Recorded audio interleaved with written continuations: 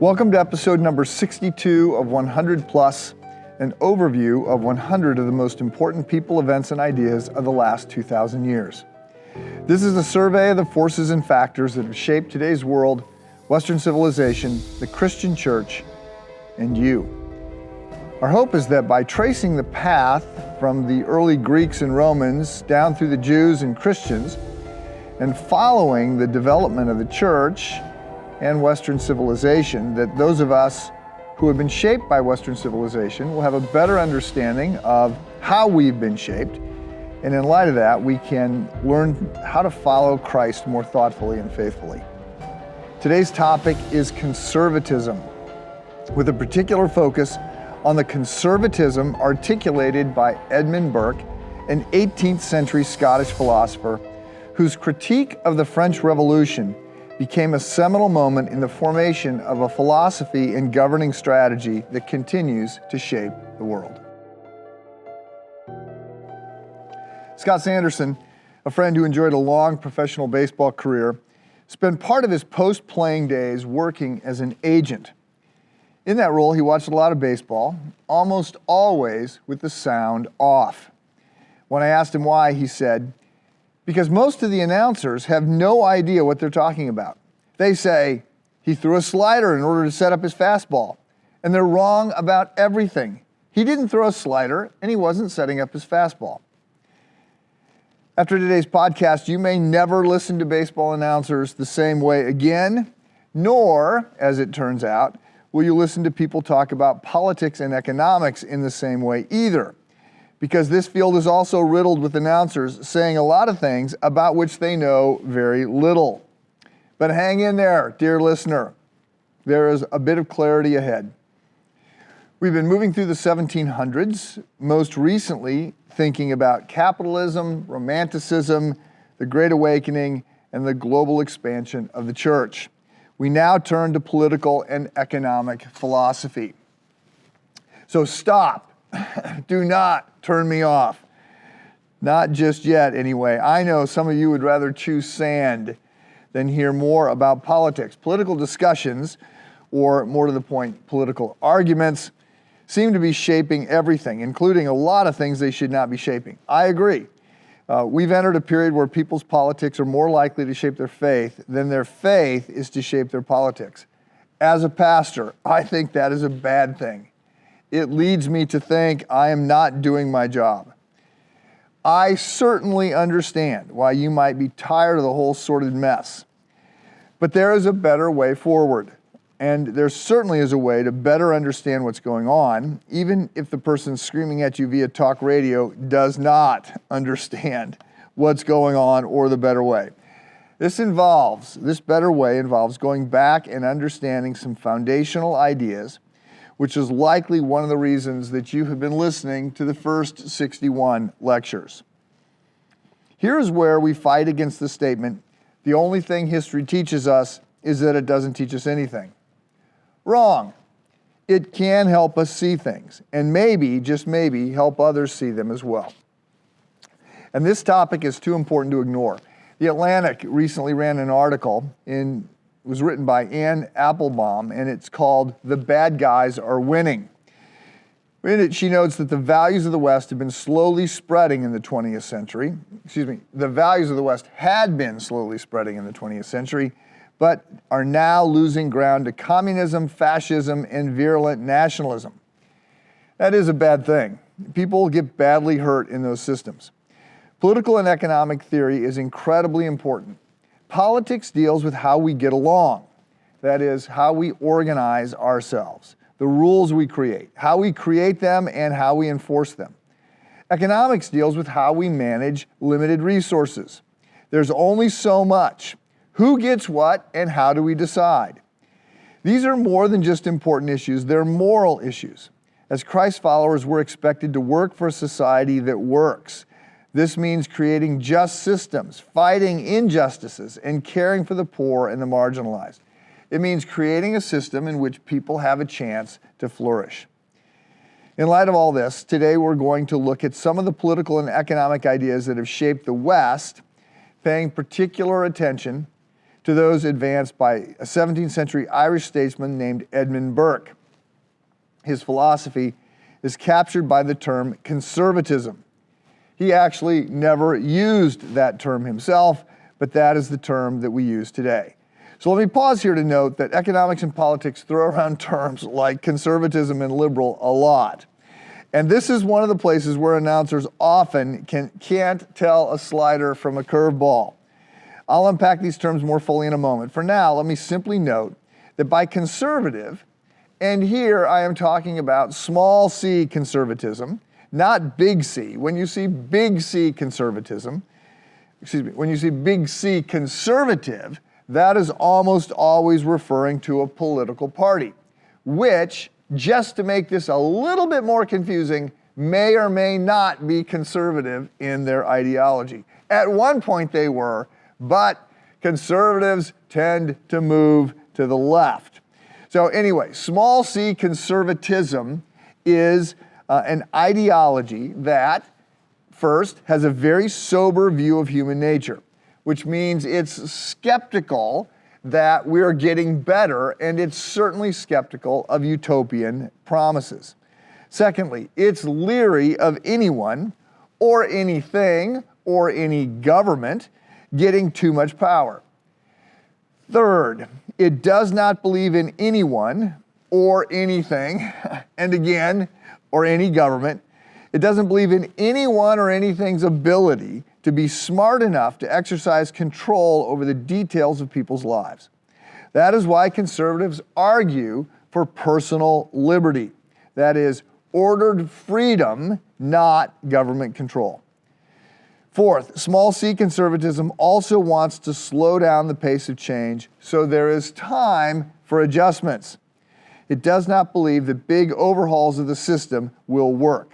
That is why it tends to be advocating traditional values. Some claim that this way of thinking dates back to the ancient Greeks, namely Aristotle and Cicero. Scholars are not so sure. They are united, however, in noting that Edmund Burke, the star of today's episode, was a key figure in the development of the political ideology known as conservatism. If you're keeping track, this makes the fifth post-Enlightenment 18th century movement or ideology that we've talked about.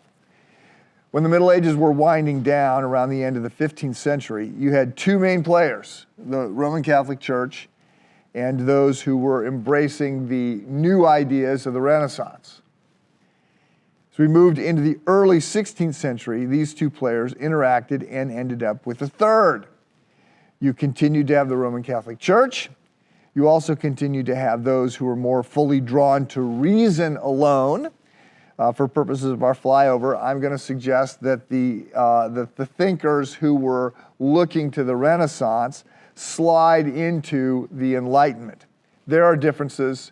I hope you're not grading me on this, but for our purposes, think of those who were in the Renaissance, which had been looking back to the Greeks and Romans, classical society.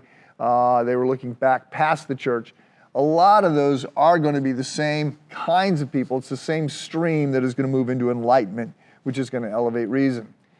The third stream is the interplay of these two.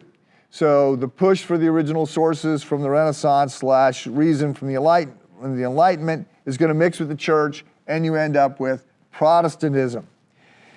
As we move further along, you add another ideological stream. The pushback against the Enlightenment's captivation with reason is what led to Romanticism. Remember, that was the idea that we've got to not simply be about our head, we've got to also be about our heart and our passion. So now you have the Roman Catholic Church, which will at this point be redefining itself, going through its Reformation. You have Protestantism, which is splintering. You have the Lutherans, you have the Calvins, you have the Anabaptists. You have Enlightenment thinkers. You have the Romantics as well. As we move further along, and now we're getting to where we are, more splits occur, more groups emerge. In a flyover like this, we cannot trace all of them, by the way. I think you certainly understand that. But at this point, I want to slow down so we can pick up this new stream, and that is conservatism. And this is a stream that is going to grow out of some Christian assumptions and a number of other observations about history. In the U.S., the ideas of John Locke and others were mixed with some Judeo-Christian thinking, and this led to what we call classical liberalism. Now, I will define this in a moment, but I need to say the word liberal here does not mean what you think it means. It refers to personal liberties as opposed to government control. It is not leftist. It is not progressivism. It is classic liberalism. So not long after this, the French took the ideas of Locke and ran in the opposite direction. So the U.S. takes the ideas of Locke and Enlightenment thinkers, sifts them through a Judeo-Christian base, and moves in one direction. The French take the ideas of Locke, and they sort of run in the opposite direction. Instead of thinking that people are broken, fallen, sinful, which those looking through a Judeo-Christian lens had embraced, those in the French Revolution are thinking that man can be perfect, and they're calling for total freedom. Remember that whole French phrase, liberty, equality, and fraternity. So all of this sounds, well, it sounds better than it is, especially total liberty, no restraints. Freedom has to be one of the least understood concepts out there. Some believe that being free means you should be able to do whatever you jolly well want. And that's true in one sense, except whatever you jolly well want to do is unlikely to work. And so you're going to get bad results. And that's going to lead to real frustration. So there's a difference between the freedom from restraints and the freedom of restraints. The freedom of restraints means I'm going to practice the scales over and over and over again so I can play beautiful music. So I am free to play beautiful music. The freedom of restraints or from restraints means I'm not going to practice the scales. I'm not going to do anything I don't want to do, but I'm really frustrated that I can't then do all kinds of other things. Burke is one of the first to step in to thoughtfully argue that freedom from restraints completely is not going to work, framing this, of course, in a political mindset. In his conservative ideology, he will argue that we need freedom, that is liberty, but it needs to be ordered, that means limited, that we cannot violate nature. We cannot violate natural law without paying the consequences, and that healthy societies conserve the traditions of the past that work. Consequently, they change slowly. So as you will remember, the French Revolution did not work. It went for total freedom, and that did not last for very long before you have the reign of terror with everybody in government issuing trying to have complete control. They roll out the guillotine. They're killing first. It's the royalty, and then they're starting to kill the nobles, and then pretty much they're killing everybody. And so that's going to pave the way for tyranny. It's going to pave the way for Napoleon to come in, and you're going to have moved from a monarchy, pretty soon you're into a dictatorship. It did not work. That initial round of the French experiment did not work. Burke predicted as much. And in explaining in his predictions, he explained why what the French were doing was not going to work.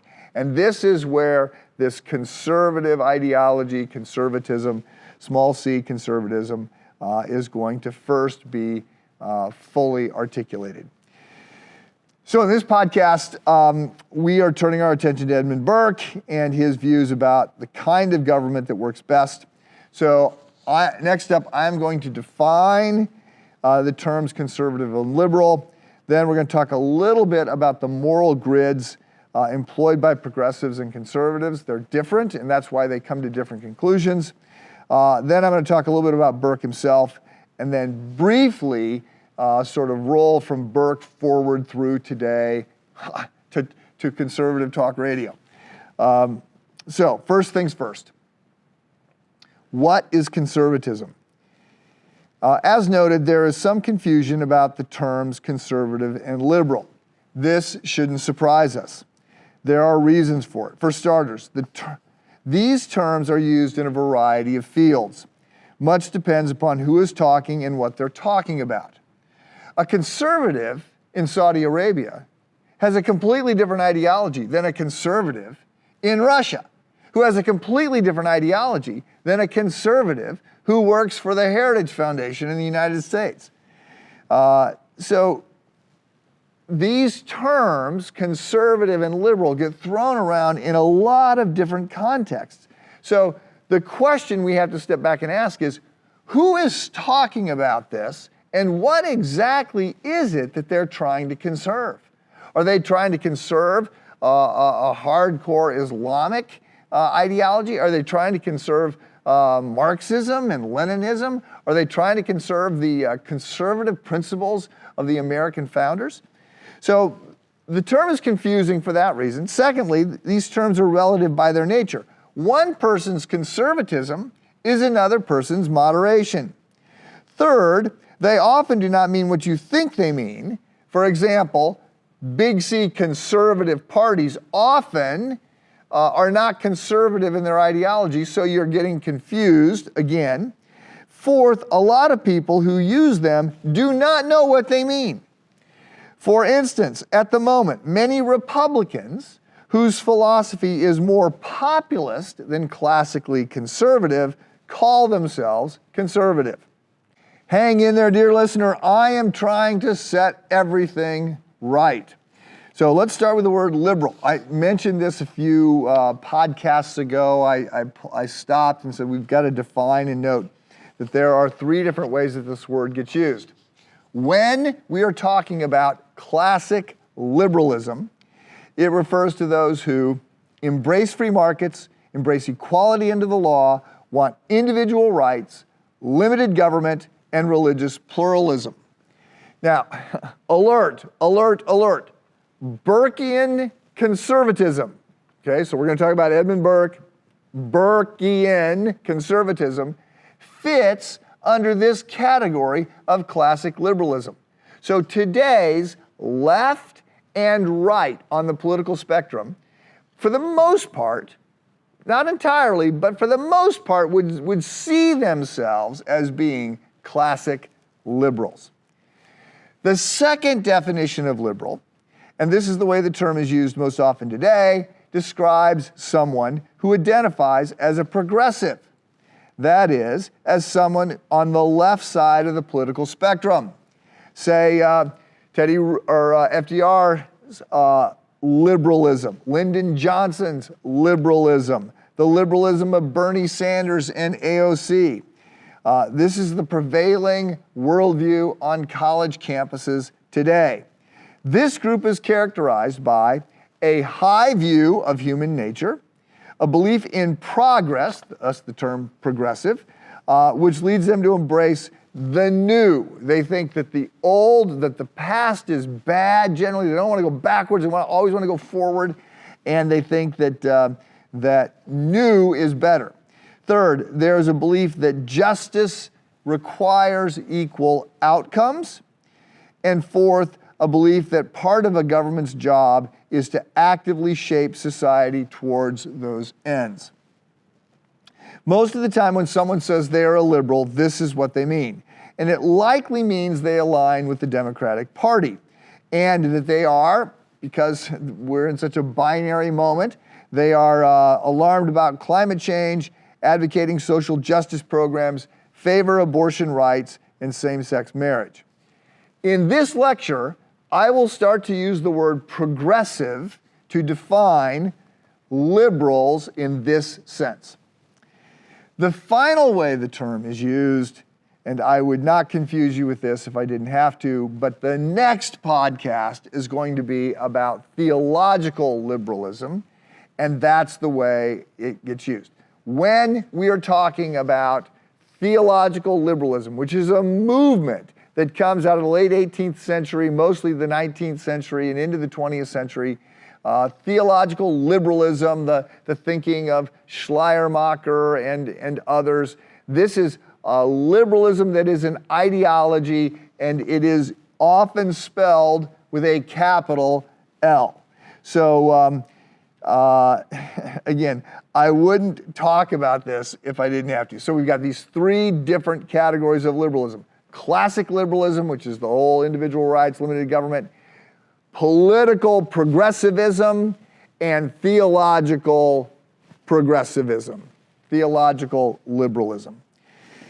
Okay, well, now that that's cleared up, let me turn to the term conservative. Classically speaking, conservatism, which, as we have noted, falls under classic liberalism, but is quite distinct from progressivism. Classically speaking, conservatism is the political doctrine that emphasizes the value of traditional institutions and practices. Okay? That is, conservatives have a preference for the, quote, historically inherited rather than the abstract, ideal, or novel. Think William F. Buckley, the late founder of National Review and Firing Line. Buckley's memorable definition is that a conservative is someone, quote, who sits athwart history and yells, stop.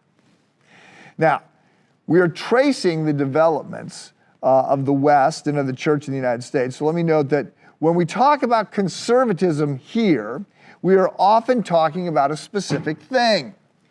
The definition I just gave is not an ideology per se. Every other ism has a core set of beliefs.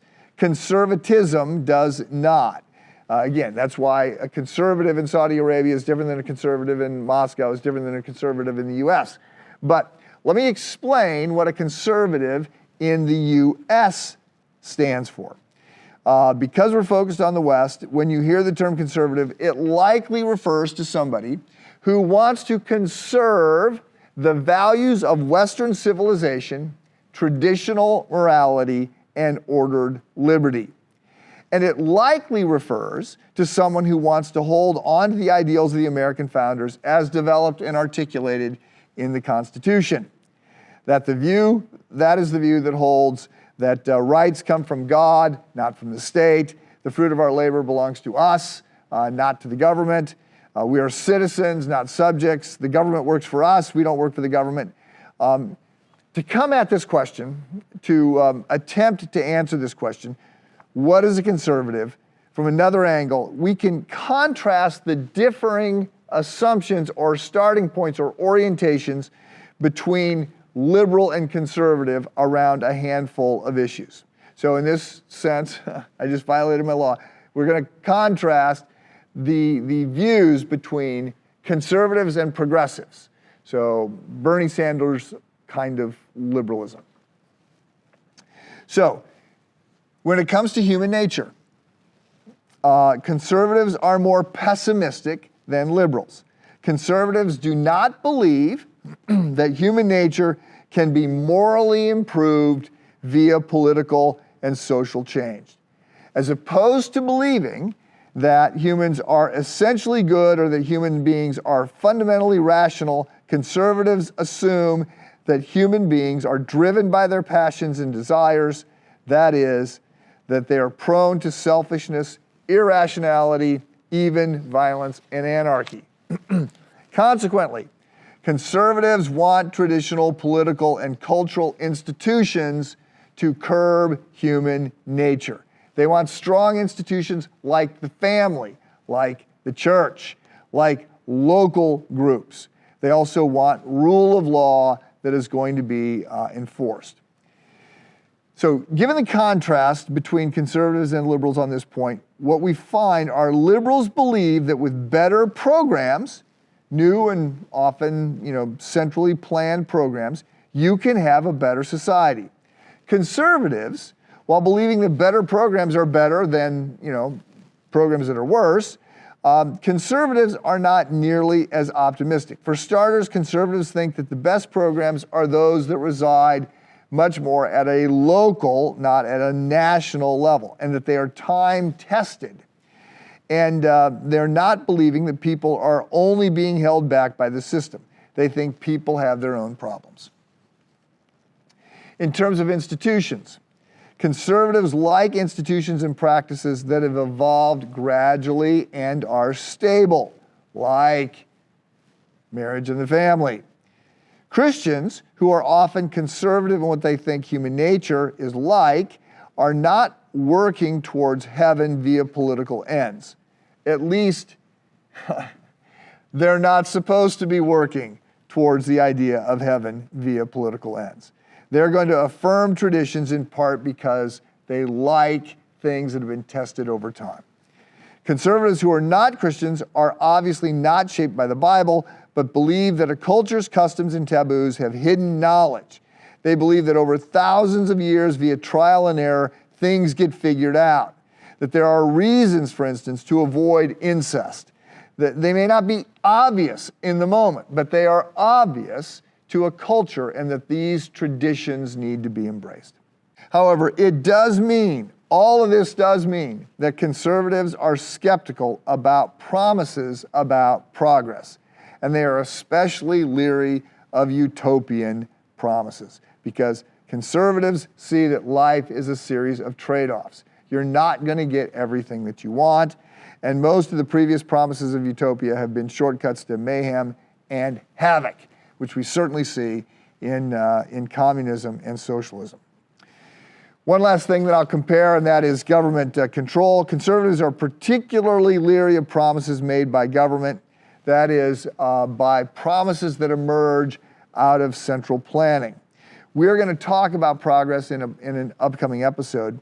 And progress, of course, is behind progressivism. Progress is also going to be a big key theme as we're moving through the 19th and into the 20th century. There's a belief, just sort of part of being alive at this moment, that tomorrow things will get better. And conservatives, if they're true to their convictions, will say, yeah, things might get better. Medicine tends to get better. Technology tends to be faster.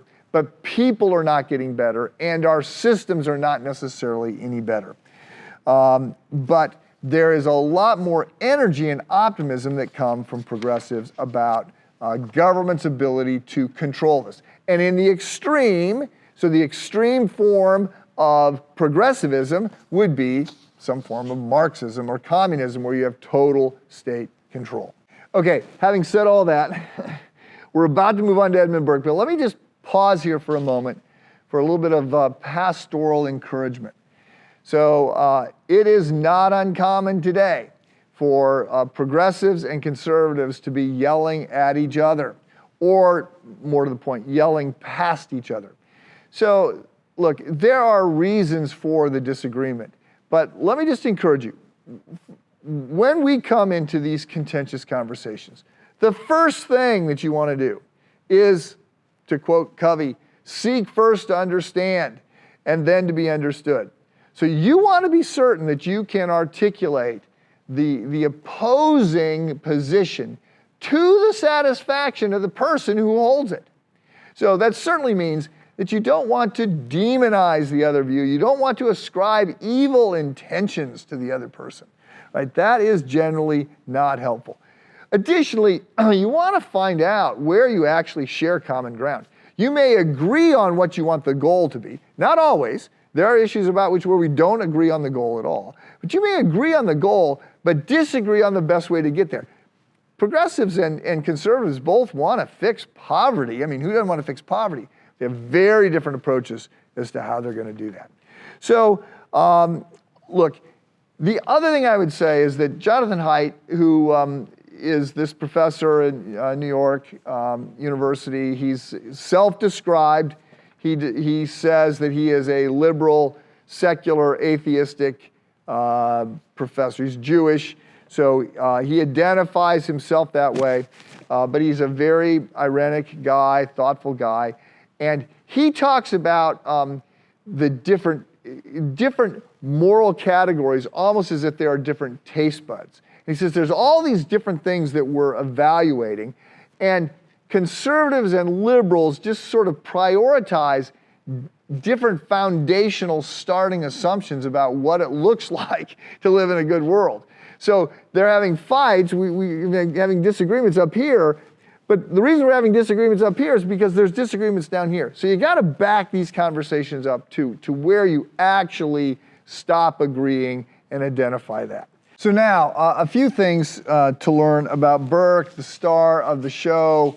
Burke was born sort of in the middle of the Enlightenment. He was born in Dublin, Ireland, at a time when the country was very divided, considered important because he's Anglican, but he's sympathetic to Catholics. His mother was Catholic.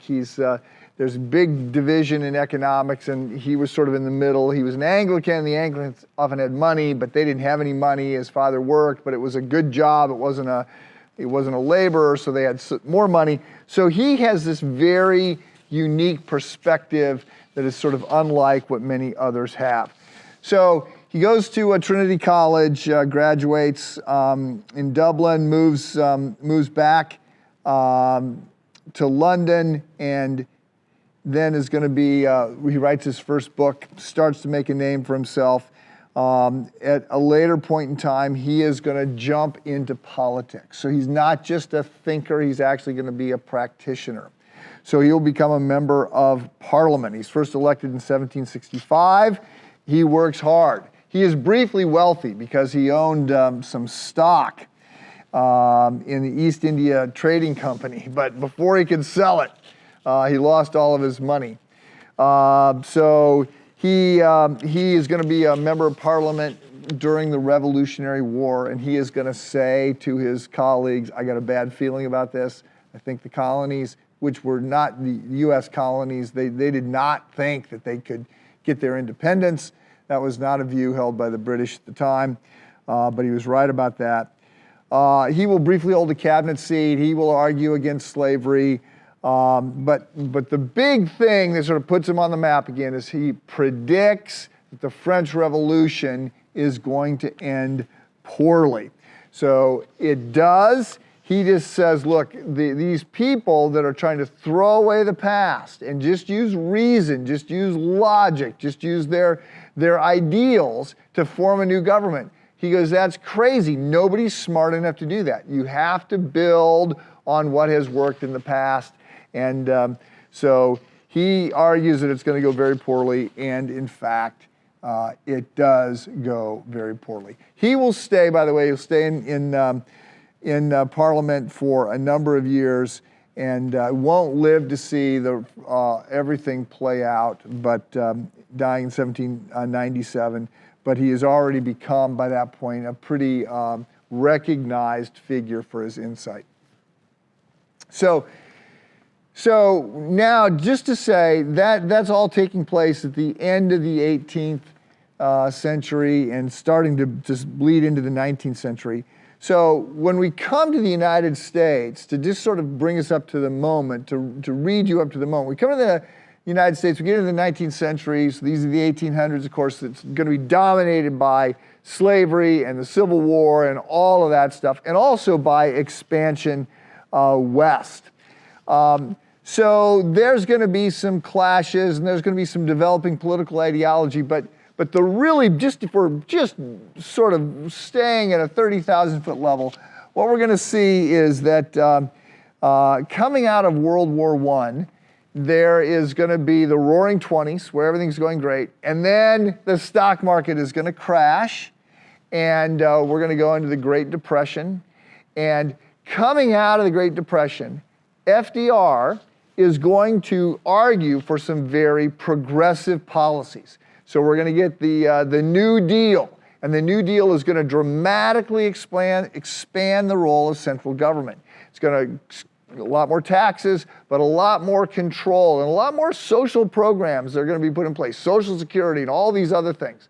So that is going to carry us into World War II. And so coming out of World War II, we're going to have different issues. We're going to have some politics going on for a while until we get into the 70s, and then we're going to see where a lot of the debt is going to start to shut things down.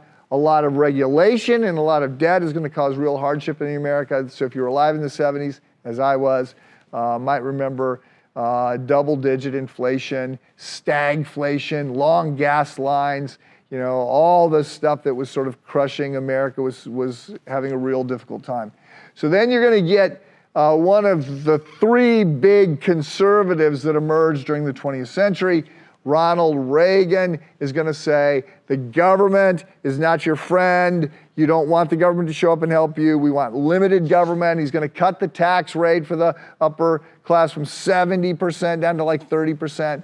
And so you get rid of lots of regulations and sort of get, a conservative would say, get the engines moving again. The other conservatives, by the way, are playing out on more of a international stage. You have Margaret Thatcher doing much the same kind of thing, the Iron Lady, a very staunch conservative in Great Britain. And then you have Pope John Paul II.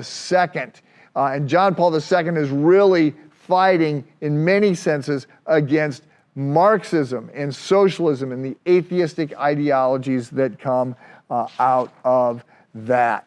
So, look, there's more than we can cover here, but you should just know that there's lots of different kinds of conservatives, and then there's lots of different sort of categories by which conservatives are advancing conservatism. So you have politicians like I mentioned Reagan and Thatcher. You also have Goldwater.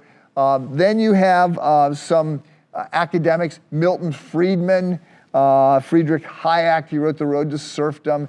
These are mostly Chicago people, University of Chicago Business School, or University of Chicago schools of economics are going to win Nobel Prizes for arguing for very conservative ideologies. By the way, if you have not Googled the Milton Friedman on Donahue and watch that 12 minutes of Friedman just ripping Donahue apart in explaining conservatism, because Donahue sort of comes at him, not really attacking him. He's very deferential to Friedman, but he comes at him with liberal ideologies, progressive ideologies, and Friedman just goes after him.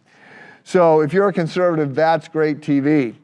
And then we also have not just the academics, you've got popularizers. William F. Buckley, who starts National Review, has got to be towards the top of that list. Irving Kristol, Russell Kirk, Whittaker Chambers. Ayn Rand is going to write very different kind of conservatism, but she's going to write for a conservatism as well. And then you've just got organizations. There's a sense in which the Wall Street Journal would fit into here. Hillsdale College, the Heritage Foundation, Cato Institute. A couple weeks ago, I was at an event at the Acton Institute, which was all about a virtuous society and free markets. So, look, I've thrown a lot at you. I bring this up. It's a little bit of a left turn from something if you're thinking this is church history, but conservatism in the political and economic sense is going to be a big factor that is shaping our lives. And so we have to understand it, and we have to understand the assumptions behind it, especially as you're going to have in the 20th century and into the 21st century real ideological conflicts between classic conservatives and progressive liberals. So next time up, we're going to look at Friedrich Schleiermacher and the rise of liberal theology and progressive Christianity. See you then.